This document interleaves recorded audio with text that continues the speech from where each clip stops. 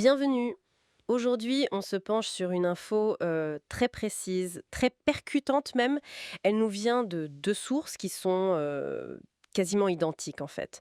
On a d'abord un titre d'article Tragédie. Diogo Jota décède dans un accident de la route.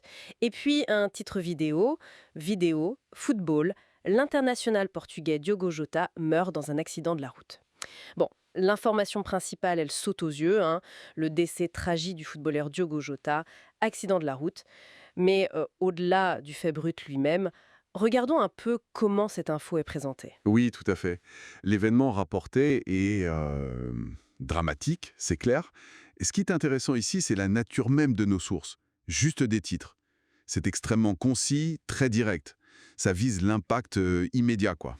C'est assez typique des alertes info ou des toutes premières annonces d'une nouvelle importante. C'est vrai, il y a une immédiateté qui est frappante, mais en même temps, une absence totale de détails. On n'a pas le lieu, pas les circonstances, pas le moment précis, rien dans ces titres. Pourquoi est-ce qu'une nouvelle aussi grave est parfois balancée comme ça, de façon aussi sèche au début? Bah, c'est souvent lié à la vitesse de l'info, au cycle de l'information en fait. La priorité au départ, ça peut être de sortir le fait principal, vérifié bien sûr, le plus vite possible. Tout ce qui est détails, contexte, confirmation officielle plus poussée, ça vient souvent après, dans des articles plus longs, des reportages. D'accord. Donc on livre l'essentiel, le noyau dur, quitte à sacrifier un peu la profondeur au début. C'est un choix entre vitesse et... Et exhaustivité, exactement, c'est un arbitrage. Et cette approche, bon, elle se comprend dans l'urgence, mais elle n'est pas sans conséquence. Une annonce comme ça, très brute, sans contexte, ça peut ouvrir la porte à la spéculation ou à des interprétations un peu rapides, hein. Ça peut aussi être particulièrement choquant, justement par ce manque de nuances. Ça montre bien l'importance pour les médias de vérifier rigoureusement même ce fait essentiel avant de diffuser quoi que ce soit. Mhm. Et c'est important de souligner qu'ici, on analyse vraiment la présentation de l'info, telle qu'elle nous arrive via ces titres. Ils affirment un fait, avec certitude. Notre travail, c'est de comprendre ce que cette présentation nous dit. Précisément. Ces titres sont faits pour être efficaces au maximum. Capter l'attention, transmettre l'info clé, là, tout de suite. Il suppose aussi qu'on connaît déjà la personne, Diogo Jota, pour mesurer l'importance de la nouvelle. C'est une forme de communication très, très dense. Ouais, on ne peut pas nier que l'impact est réussi. Une nouvelle pareille, présentée comme ça marque.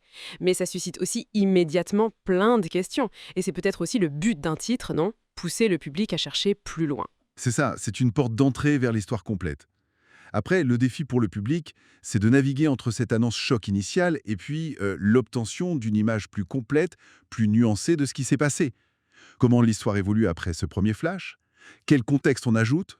Qu'est-ce qui est confirmé ou infirmé ou précisé? Donc, pour résumer, si on revient à nos sources, nos deux titres, le message premier est tragique, clair, sans ambiguïté, mais l'analyse de leur forme, de leur style, très direct, ça nous éclaire sur les mécanismes de diffusion de l'info urgente et sur l'impact recherché. Tout à fait. Cette concision extrême, cette focalisation sur l'événement nu, cette affirmation très directe, tout ça, ça relève d'une stratégie de communication bien spécifique au monde de l'actualité. Ça met en lumière à la fois la puissance d'un titre et en même temps ses limites pour comprendre une situation qui est souvent plus complexe. Et ça nous amène à réfléchir un peu à notre propre rapport à l'information finalement. Face à une nouvelle brute comme ça, comment on passe de l'annonce initiale, souvent fragmentaire, à une compréhension plus approfondie, contextualisée? C'est une question essentielle, surtout aujourd'hui, à l'ère de l'info instantanée. Quelle importance on donne à un titre seul? Comment on évalue la fiabilité, la complétude de l'info qui nous arrive par bribes? Surtout quand elle est chargée d'émotions, comme ici. Une réflexion pertinente, oui, pour conclure notre analyse d'aujourd'hui.